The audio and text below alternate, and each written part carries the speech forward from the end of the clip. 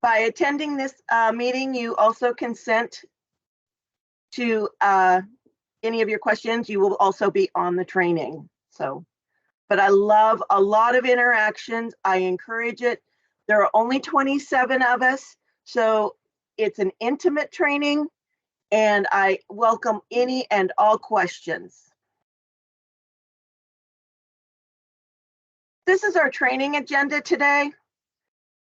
We're going to go over what is a foreign vendor, what forms are needed to set up a foreign vendor. There are a number of W-8s that you need to be aware of, and we will go over those. Entry into R-Stars, how to do this. I know most of you have been through Tammy Lyons vendor training. She does an amazing job covering how to enter a US or domestic vendor into R-Stars. There are a few differences for a foreign vendor, but a lot of what she teaches does still apply. How to request activation. Why do you need to request activation once a vendor has been entered?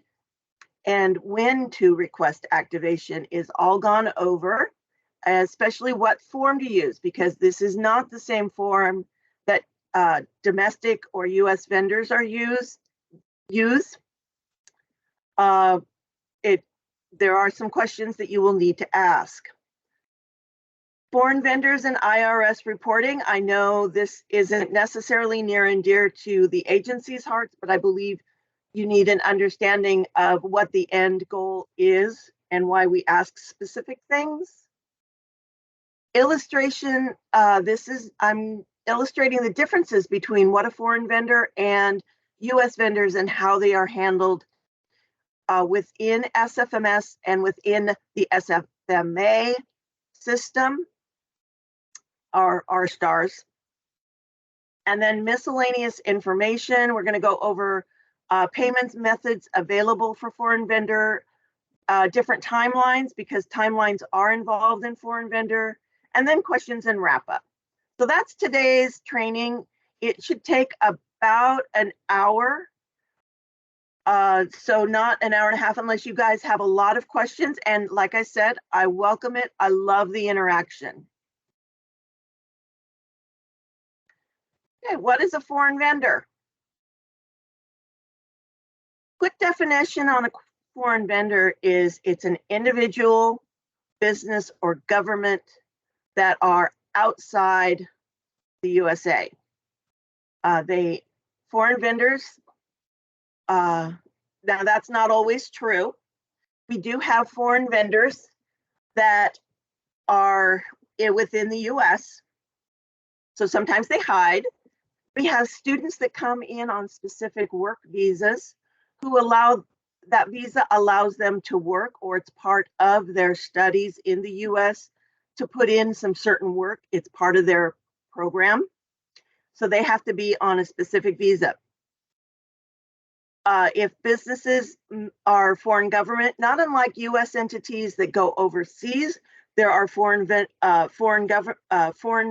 businesses that come to the US, have offices in the United States, have US citizens as their employees, but the business itself is a foreign entity, but they have offices in the US. So those are harder to spot, and those are tricky. And individuals who live in the US or maintain a US address, but are still considered a foreign vendor. They may have a green card, but they work and go home and basically are only here for a short period of time. So those are all considered foreign vendors. Okay. Okay, how to determine a foreign vendor. Turn this off. How to determine what a foreign vendor is. Oops, sorry. Is if it's a business, is where is the corporate headquarters? That's the first question. And you can, thank God for the internet, you can go out there and say, this is a new new vendor, and it is an LTD. That is unusual to the US, which is, like Linus Van Pelt LTD. That is an unusual ending to a business for the US. When you go out on the internet and you search what is Linus LTD, and you find out that their headquarters are in Saskatchewan, Canada. Well, they are a foreign vendor. If they are incorporated and their headquarters are in Delaware, was it New Jersey? Delaware or New Jersey? I'm not sure. Delaware. Oh, Delaware is a state. Never mind. I'm horrible at geography. But if they are incorporated in the US, they are a US entity. If it's an individual, where is their primary country of residence? Do they live in the UK or Australia or Mexico? We have an awful lot of interpreters that the agencies use that do this via internet or phone or a Teams meeting. Do a lot of the interpreting for the different agencies. And they all live in different countries, and they do their business in their different countries, but they are individuals. So it's where is their primary country of residence? If an individual is in the US on a student visa, I just talked about this just a skosh, it's where will they return? They're here as a student, where are they going home? Do they go home to Canada? Do they go home to Norway? Where do they go home? So you have to ask yourselves those questions. It's not as clear cut as the US vendors.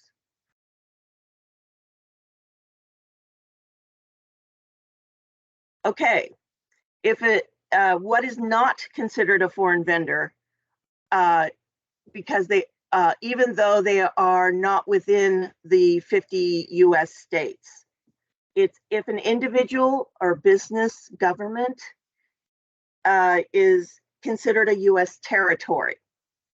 They live in the US Virgin Islands, Puerto Rico, US Samoa, Guam. These are all US territories. So if they are incorporated here, or if they live there, because they are US territories, they are not considered foreign vendors and can be set up with a 1 or a 3. And normal documentation will be received for them. You don't have to ask for anything special. US companies may have a global presence. Nike, Hilton Hotels have hotels all over the world, but because they're headquarters, because they are specific to the US, even though they have a global presence, they are considered US corporations.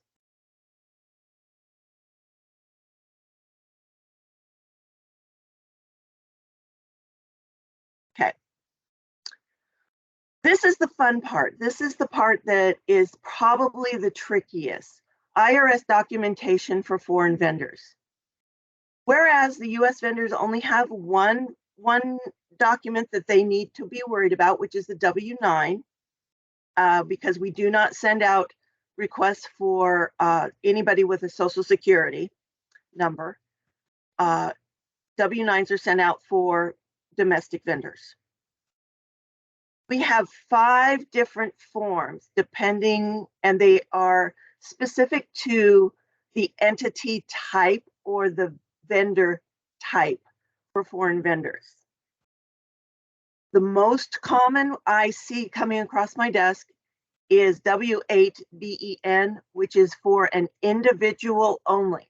So if you or I were living in Canada and we're asking the state of Oregon to pay us for some particular reason, we would send, because we are individuals and we are not a business, you would ask for a W-8-BEN. It is the easiest. It's 1 page. It's pretty simple to fill out and return. W-8-BENE is 20 pages, but of that, it's very, very small what we're actually asking for, and that is the #1 form that I receive, or you will probably be asking for, because this is for businesses and not for profits. They have to identify what type of business they are. We ask about any treaties or anything like that. They have to get specific about what kind of business they are. Are they non-passive? Are they passive? Are they on their exchange? You know, what kind of business are you?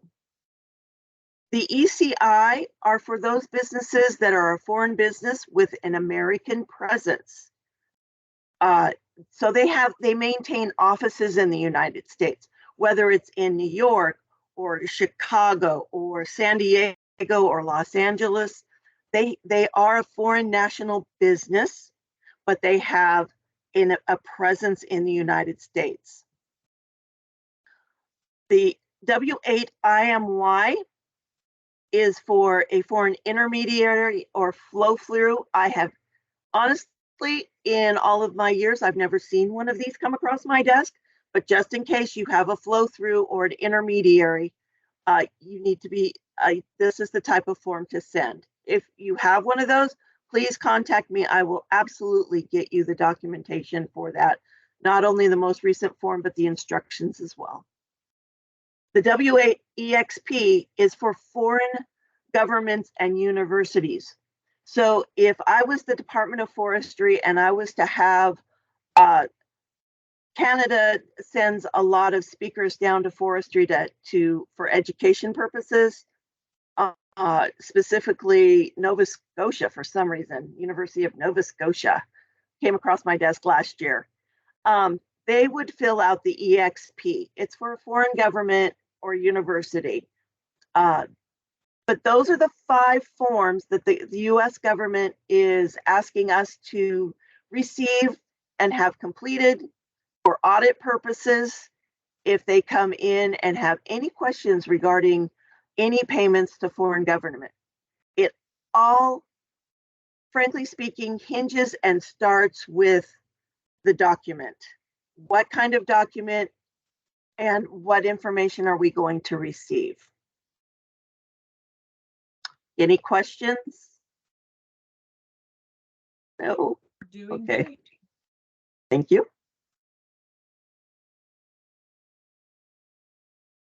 Okay, adding a vendor to R-Stars. Tammy does an amazing job when she's talking and teaching about foreign vendors, and I'm following her suit. So essentially, before adding any vendor to R-Stars, the first thing you need to do is search for that vendor's name on the 3A screen. And a name search, you want to verify that there are no duplicates vendors present so that we can avoid setting up a vendor 2 or 3 times. It makes a real mess of things, a real hash of things. If we have multiple vendors that are set up.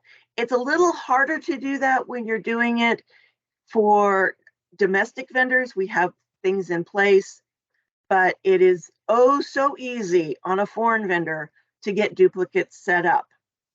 And I will talk about the reasons why in just a moment. Please confirm that the vendor is not present. And once it's confirmed, it's okay to add. Adding a new vendor, you want to add the new vendor on the 52 screen.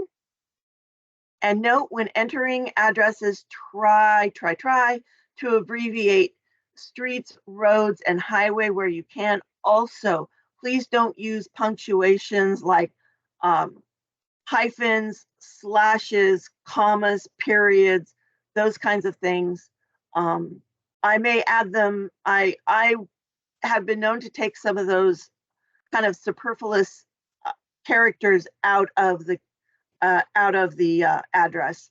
So be very, very careful on that. And please use on the 52 screen, please use the address that the vendor sends in on their W8s, because they're saying that's our official address.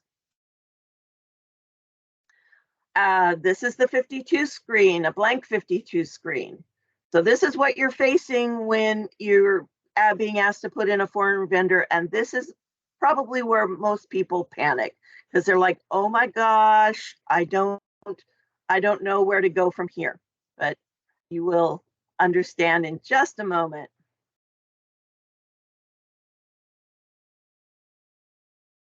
Okay, adding a vendor to the R-Star screen. Foreign vendor numbers are assigned by the agency on the 52 screen. However, there are some conventions that we would like you to follow. All foreign vendors do start with the number of 2. U.S. vendors, businesses start with a 1, as you know. Social Security vendors start with a 3 with an algorithm that is created for them, but all foreign vendors are identified with a 2. And the way we would like you to enter the foreign vendor is in this order. If they have a US ID that has been issued to them, and this is during setup, please use the 2 and the business and the US issued ID. So it might be 2980001 blah blah. And but that is the most requested item I have, is that it's set up with a US ID if they provide it. Now, if they don't provide a US ID, they really need to provide their foreign government's issued business ID, or how their government identifies them. Governments all over the world issue these things all the time. It's nothing new, it's nothing special. This should be on their W-8. I do ask that you start it with a 2 and the first 9 numerical digits provided. Some foreign governments have alpha characters, and R-Stars will accept alphanumeric in the vendor numbering convention. I, however, ask that it just be a 2 and the first 9 numerical characters in that ID for the foreign government issued ID. The last resort is if they did not send you a US issued ID. If they are absolutely adamant that they are not going to give you the foreign ID, then the only other way to get them in is you're going to put a 2, you're going to put your 3-character agency identification. In my case, it would be agency 107 because I belong to DAS, so it would be 2107, and then the next 6 characters will be try to be sequential. 00001, 00002, you get the idea. It's normally in sequential order, sometimes not.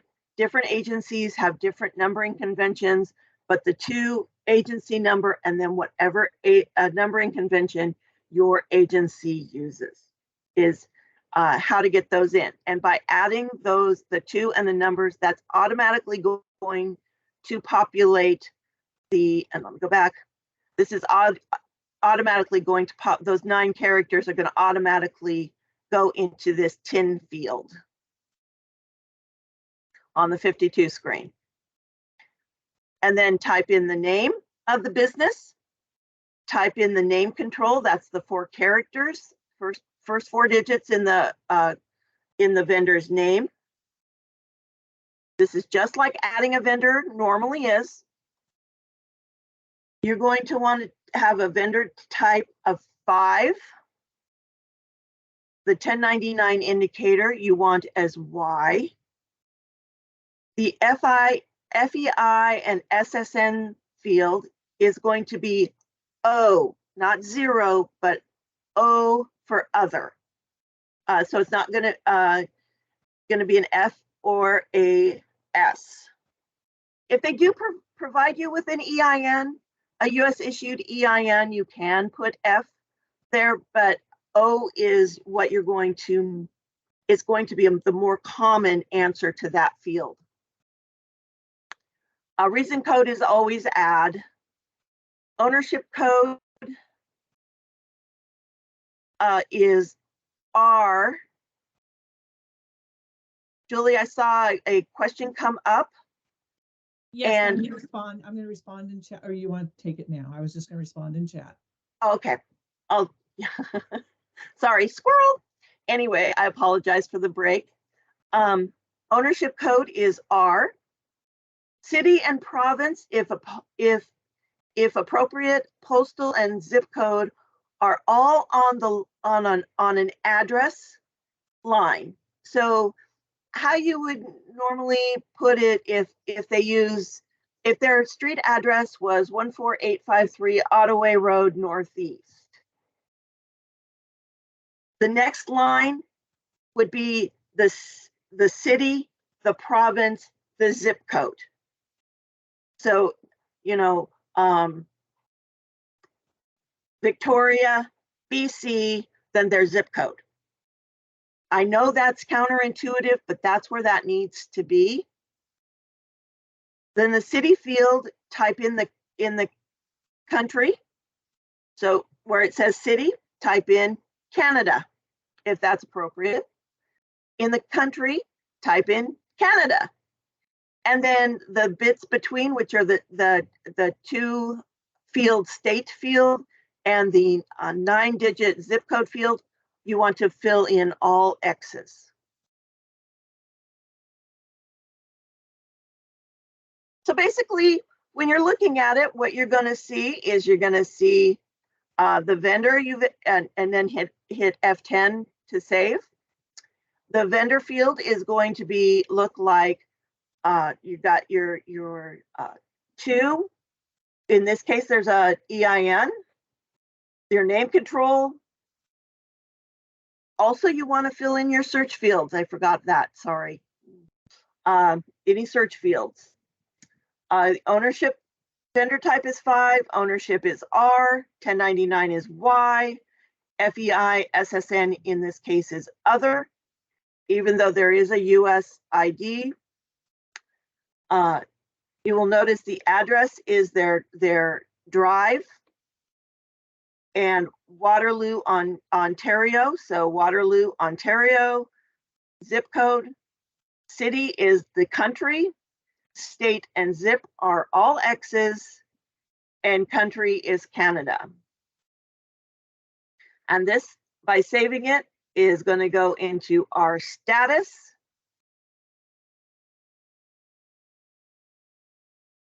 Which is when you contact me and you send me a W-8, and I will finish out the setup for the vendor. And this is what SFMS duties for foreign vendor setup. This is what I do. So I need a copy of a completed W-8 provided by the agency. SFMS, I'm just going to say the generic SFMS, reviews all W-8 forms for completeness, and I determine if it is appropriate for the vendor. So if you send me a corporation that has sent in a W-8 BEN, we know that BEN is only for individuals. So it would be Joe P. Public would be an individual. Denmark Associates or LTD is a business. We review for the correct form, frankly, and I have rejected forms and sent them back to the agency and said, this entity can't fill this form out, it's not appropriate. So just be aware of that. I am looking at those forms for completeness and for appropriateness. W-8 form is returned with the US government tax ID number. We do an e-verify given against that name and match to the IRS, and it must match. Effective end date is this will make, when we do get a good result on the search through E-Verify that the name and the number are a match, we will not put an effective end date on that vendor. If it is not a good match, then it will have an effective end date like other foreign vendors. We will update any fields that look to be or appear to be improperly populated. Not unlike Tammy. Tammy cleans up vendor profiles every day. And we can update vendor numbers to 2 and then digit of US issued ID if they come across with another naming convention, and then we will delete out the other profile that is still in our status. So that has been done as well. But now that you know, you won't be making that mistake. So I'll do that a lot less. And then we will notify the agency. We always notify the agency if we make major changes, such as, oh, we've given it a brand new different vendor number than what you originally assigned it. And we also changed the profile from the R status to the I status, which is inactive. Don't panic. I status is normal for a foreign vendor.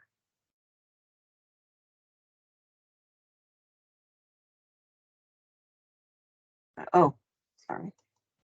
Not sure what I just did. Okay. Vendor, if the vendor doesn't have a valid US identification or only foreign government issued ID, that doesn't stop anything. That's naming convention or numbering convention number 2 on your list. Basically what this means though is that we're going to change or update the effective end date on the 52 profile to 12/31, and it's going to be the year received plus 3. So we're currently working on 12/31/2026 because this is 2023. So we have 2023, 24, 25, 26. Bing, bing, bing. 12/31/26. Excuse me while I take a drink of water. We're going to update any improperly populated fields. We're going to update vendor number 2 to if we have 9 numeric to a 9-numeric foreign government issued ID if appropriate. So if I see an alpha character in there, I will renumber it, because we don't want alpha characters. It really messes with how vendor profiles appear to us. And if appropriate, I will delete any other vendor number if in another format. I will notify, of course, always the agency of any change to a vendor number if one is made. It's really rare, but I will notify you that I made this change. And then, of course, I will change the profile status from R to I. R just takes it out of review status and puts it into inactive status. So once I am done with after my review, what we have is this is the foreign TIN. So you've put in the 2, the foreign identification, you've identified the person. Everything looks good. There was no TIN match to be done because this is a foreign, I can't TIN match a foreign government's issued ID. The other thing I want to point out is you'll notice on the vendor contact line, please leave this blank for me because this is where I put all of my notes. This is the only place I can put my notes. So I basically say this person, we received their W8 BEN, so individual BEN, there was no EIN on a specific date. Then the FTIN does match to the TIN. So this gives me all of my information that when did I receive it, and when does the effective end date need to be? I received it in 23, so it's 12/31/26. And we are currently in inactive status. Hopefully that visual will help. Okay, foreign vendor status with no effective end dates, of course. We've talked a little bit about this. It's all vendors' profiles remain in inactive status until the agency requests activation. Due to various treaties and withholding and reporting requirements, each activation for payments need to be reviewed prior to activation of payment. So we need to look at different things. Vendors with W-8s with valid and verified US IDs or EIN, if used once a year, will not expire, but they have to be like an annual contract or contact with that vendor once a year for that effective end date to remain blank. These are IRS rules. These are not SFMS rules. Just so you know, we are following the US government on these rules regarding foreign vendors. And vendors must be paid annual to maintain this status. Once they are not paid annually, so if you skip a year, then that invalidates that effective end date. And so that's when that may be impacted. You just need to be aware of that.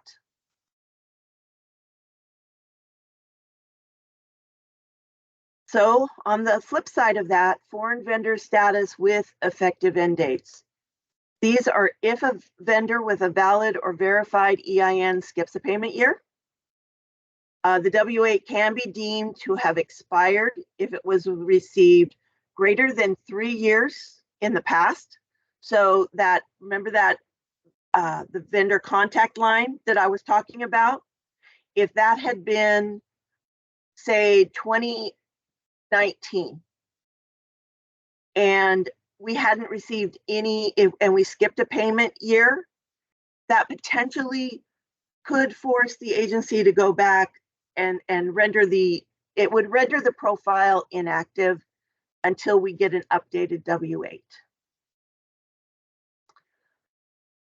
Another appropriate W-8 will conceivably need to be completed and received by SFMS before they are activated, because obviously W-8s can expire, whereas W-9s do not. So if less than 3 years, an effective end date will be added, but we will still need, once the effective end date has been reached, we will need to receive a new W-8. Even though we have an EIN and all of that, we still would need an update. Once this date is reached, the vendor must submit a new appropriate W-8. These are IRS rules, people. It's not SFMS.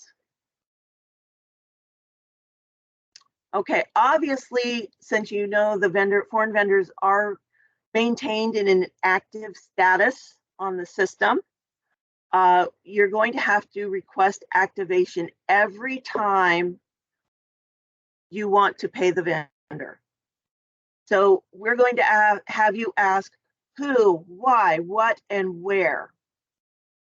You know, these questions need to be answered for us to activate.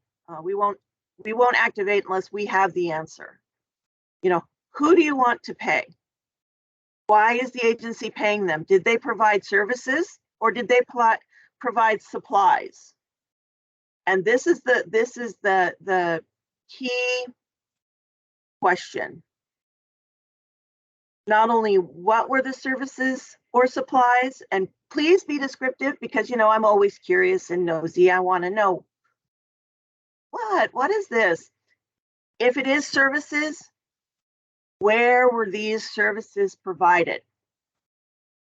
Did the foreign vendor have to come to the United States and update your system?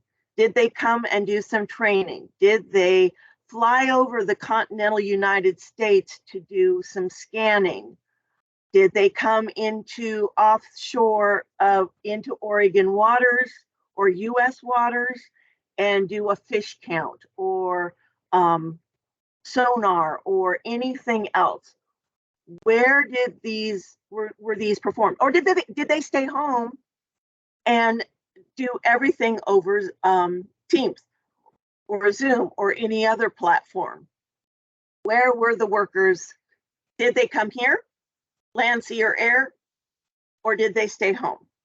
These are the important questions. If there are IRS reporting ramifications to these questions.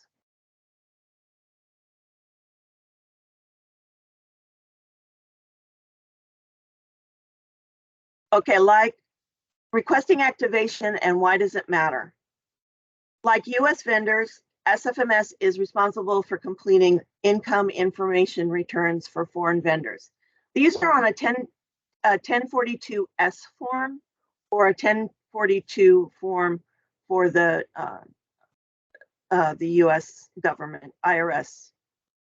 Only foreign vendors that have physically crossed the border into the US, land, sea, or air, are eligible to be reported to the IRS. All services performed in the US are reportable to the IRS always. This is why how you fill out the activation request form matters. Your answers to those questions matters. We do care. We want to get it right. Nobody wants to mess with the IRS. Nobody. Supplies, like US companies, aren't reportable as income. However, we need to know if the vendor is bringing those supplies to you personally, because the moment they cross the border into the US, land, sea, or air, to bring those supplies to you, then that income is reportable. Their service is bringing them to you. What you pay them for those services, that portion is reportable. Supplies aren't reportable, but that service of bringing it once they reach the border to the endpoint is reportable. A lot of people use third party, UPS, FedEx, those things. That isn't reportable, but the other is, if they personally bring them to you. So this is the activation request form. It's pretty simple. We want what is the date requested. We only need the fields that are changing. So what we need at the very bare minimum is the date requested, the agency number, who is requesting it, your phone number, the vendor that you want to pay, including the mail code and the vendor name. Vendor contact name, vendor phone number, email, or fax number, only if that information is changing and I need to update it on the 52 screen once you put it in. Is this a new vendor? Is it a change, like an address change? Or is it just a sheer activation? Please activate. Those are all click boxes. And then required information, if this is an activation request, is this supplies? Is this services? Click one box or the other. I believe services is the default box. So if you click supplies, you'll need to unclick services unless you have both supplies and services. And I've had those. So it's not an unknown that it be the same. So what is being provided? That's that question. What's being provided? What services are being provided? Specifically, what supplies are being provided? Then where location of the services performed? Is it in the US? Is it in Canada, UK? You know, all of those, we need to know, did they come to the US specifically? That's what really we're digging for.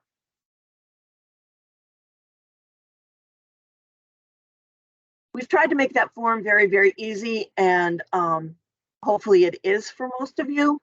I know it doesn't allow address changes, I'm looking at making that change at a later date, but that really hasn't been super high on my list because most of you send these, since these are sent via email to my, excuse me, oh no, that those forms are sent to my email box. Address changes normally come within the email body itself. Anyway, 1042 information returns are due to eligible foreign vendors, IRS by March 5th. And SFMS is responsible for filing those 1042 information returns with the IRS and for mailing information returns to the foreign vendors themselves who are paid for services rendered within the US borders. Okay, 1042 information returns are review process. SFMS process for filing is all activation request forms are reviewed quarterly. So we take every single request that we get in email and every activation we make in the system, and we take those and I compile them, and we make sure that all of the information is filled out completely. And any vendor that has been identified as being services within the US, all of their information is transferred onto a spreadsheet for filing the 1042, compiling the information for the 1042s at the end of the year. The forms indicate, like I said, if the vendor came to the US to deliver goods or perform services, those are separated out from the vendors who perform their services globally. So they're checked off the list that yes, we received the vendor was properly open, they were paid, and they were closed, and that but all of the services were performed outside the US. So those are set aside. The ones really that have the most scrutiny are the ones in the US. So payments to vendors are researched, we do confirm, and we do collate them for the end of the year for IRS reporting. Okay, then SFMS takes that information at the end of the year. So we have 4 quarterly reviews. We take that then we do a 5th review, and we go through a 2nd review with my manager, and we reconfirm everything. And then the 1042 information returns are completed manually, as well as the 1042 cover sheet for the IRS. And I mean manually. I go in and type addresses, I type all the information. It's very, very hands-on. The final review is completed by my manager of the proposed information returns being sent to the IRS as well as to the foreign vendor to ensure accuracy, and I didn't make any mistakes. All forms are mailed to the appropriate foreign vendor, and all forms and backup documentation is sent to the IRS and filed in a timely fashion. SFMS does retain a copy of all forms sent as well as backup documentation, including non-eligible vendor activation requests for a period of 4 years per IRS retainage requirements.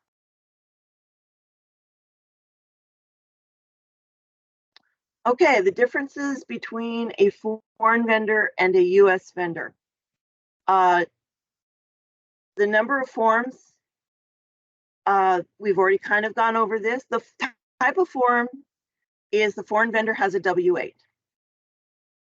US vendor has a W-9. The requesting the responsible party is for W-8s for foreign vendors is the agency themselves. I do maintain current copies of blank fillable PDF forms and instructions, so if you ever need them, please contact me. I'd be happy to send them to you. For a US vendor, it's the SFMA system. It is completely automated.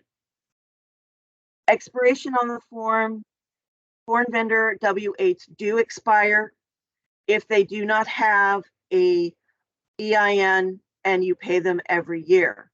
They expired, it's received plus 3 years.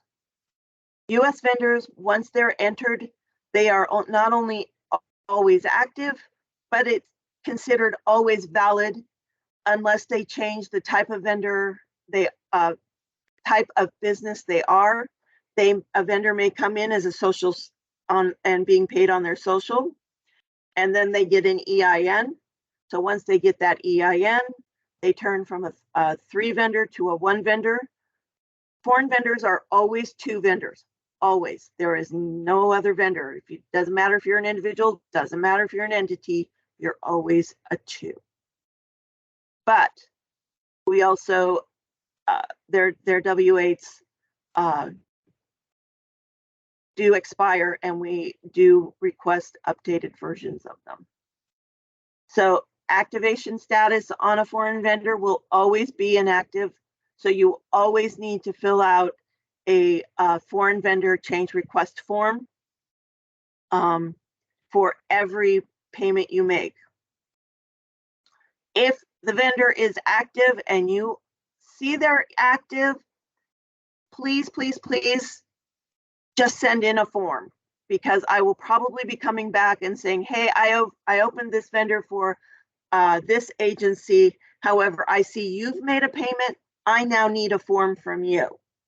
So instead of doing things in arrear, although I know that's hard, if they are active and you know they shouldn't be, don't piggyback on another agency's work. We need the information from you as well. US vendors are always active because we don't have, it's not a manual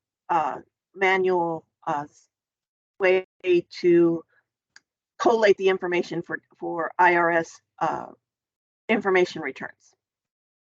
So the IRS information return, where the foreign vendor has a 1042S, the US vendor will be sent out 1099 NEC or 1099 miscellaneous.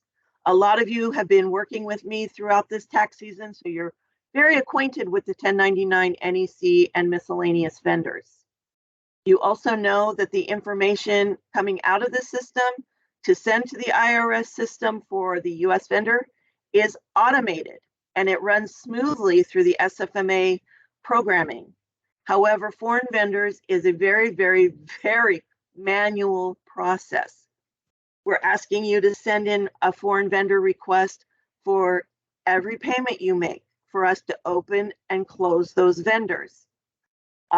We do 1042s, manual process, review, manual process, all of this. It's all automated through the US vendors. Very, very, very manual hands-on process through the foreign vendor process. Okay. Do we have any questions? I haven't seen anything pop up, but that doesn't mean any questions come in.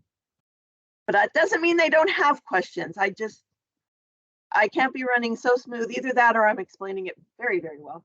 Anyway, we're coming down to the last 2 topics, I believe, and some of the miscellaneous information you need to know is ACH is not available for foreign vendors. SFMS has reserved the right of refusal and has determined that foreign vendors are not eligible for payments via ACH. Basically, our system is not equipped to make foreign vendor ACH payments with all of the securities in place like a bank does. So we don't want to go down that road of accidentally paying someone that we shouldn't via ACH. So if it's a foreign vendor, if it's a 2 vendor, we don't add ACH to those vendors. So please don't offer it to them. I know that's standard operating procedures in most agencies to get vendors on ACH. payments, and that's great. But for foreign vendors, not so much, because then we need to turn around and say, yeah, thank you for applying, but we're not accepting these for foreign vendors. If it is discovered on the back end that a US vendor, what was considered a US vendor is in fact a foreign vendor, the vendor is currently receiving ACH payments, that bank information will be removed from that profile, and the vendor will be notified, and they will be coded to receive a warrant instead. So it'll go into MA status out of DA status. Foreign vendor timelines is vendors are always inactivated or inactive unless agencies request activation, and those are received through my email. They are only active for 24 to 48 hours unless otherwise noted in the email or on the request itself. This timeline may increase due to Oregon Buys system. We have found with the onboarding of Oregon Buys that the vendor needs to actually stay open for about 5 days. But at this point, it's still on a per request basis. Will we keep it open for longer periods? Charlie, yes. Excuse me, we do have a question, and I want to make sure we get it into the right time frame here. The question is, will foreign vendors be inactivated when they are paid several times a year? Absolutely. They are inactivated. I go through weekly and inactivate all the foreign vendors that are open longer than 2 days, unless requested longer. But yes, every time you pay a foreign vendor, I should just do this. Every time you pay a foreign vendor, I need to receive a request form. There are only 3 vendors, and they are supply-only vendors on our books that are always active. Ergocentric is not one. If you are paying Ergocentric, I chase them down constantly. I need an activation request every time you pay a foreign vendor. Just get into the habit. You know it's a 2 vendor, send a request. We do not, because it's that whole manual process.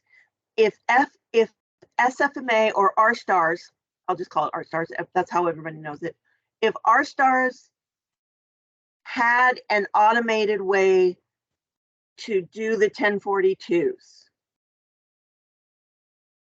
then those vendors could always be active. But because it's a manual process, because I have to rely on gathering the information and collating the information, that's the reason why they're always inactive. Does that answer the question? Yes, no, thumbs up? Frowny face? Let's see, that question was asked by Mara. There she is. There's a thumbs up for you. Thank you, Mara. Okay. Oh, I got 2 thumbs up. Woohoo! Okay. So anyway, foreign vendors are always inactive until the activation request is received. It's only open 24 to 48 hours, so please be ready once you get the go-ahead to make the payment, because they are not open for a prolonged period of time. You cannot sit on it. However, if you are on Oregon Buys, please let me know when you're asking for activation, and it can be open up to 5 days. We have found that that's kind of the sweet spot for Oregon Buys.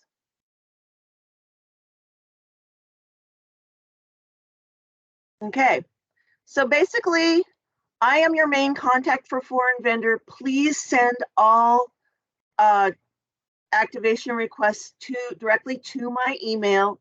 If you have any questions and you panic when you're trying to put in your first foreign vendor, please give me a phone call. I'll walk you through it. I really will. I do a bit of hand holding.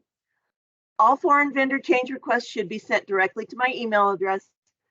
Do not send them to Tammy in the vendor desk. She won't accept the forms. As is, I don't accept her forms either. So if you're trying to open a foreign vendor on one of her activation request form, I'll send you my form and say, yeah, you need to fill it out again. So contact me if your agency needs a foreign vendor change request form. And this is not a published form and it is not found on the SFMS website, just so you know. So that's just kind of I believe this is the end of my presentation. We're just at 10 o'clock. Do you have any more questions regarding foreign vendors? See, they're not so scary. It's just really manual. Especially since we have 30 minutes remaining. If you have any questions and you want to ask it verbally, we certainly can unmute your microphone so you can do that. Just raise your hand and I can unmute you. Even if you want something, just a little bit more information or dig a little deeper.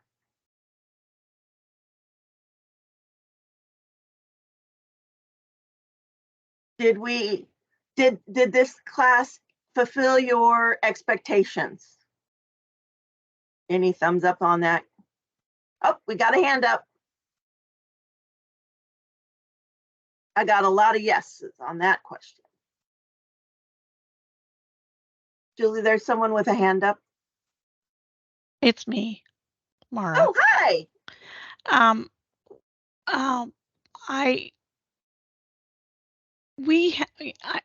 I don't know. I've been to this training many years, but it used to be, and it was before the pandemic, that we had to activate the vendor. Or I'm sorry, no, I'm getting confused. That you guys did all the input of the vendor. Is that correct? That's changed, right? No, it has never been. Really? As far as I understand it, no, it has never been that. It's always started with the agency adding the vendor. It has never been. It's just been too long, I think. The pandemic just really messed everything up. Oh, yeah. No, it has never been. When I came on board after, when I was training under Terry Poston, who had this position for, I think she retired with like 45 years of service, 38 maybe. I don't know. Terry held this position almost in its entirety lifespan of the R-Star system.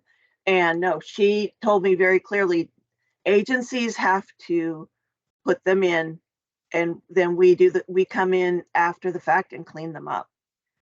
Okay, now we pay to Ergocentric, and sometimes I've noticed that we have to activate their number, and sometimes we don't. Is that because maybe you're piggybacking on someone else's request? Yes, that's what I thought, because it's probably a popular.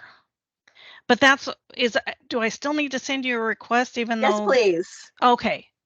Well, I'm sorry. I haven't been doing that because I'm sorry. But I will from now on. Okay. Please do. All right. Thank you. Okay. Thank you, Mara. Is there anybody else that has any questions before we go for the day? And if you think of a question later on, you certainly can contact me and I'd be happy to talk about it. Okay. Okay, Julie, it doesn't look like we have any more pending questions. Everybody have a wonderful rest of your day. And I appreciate you attending the training today. And I hope I helped you with your foreign vendor questions.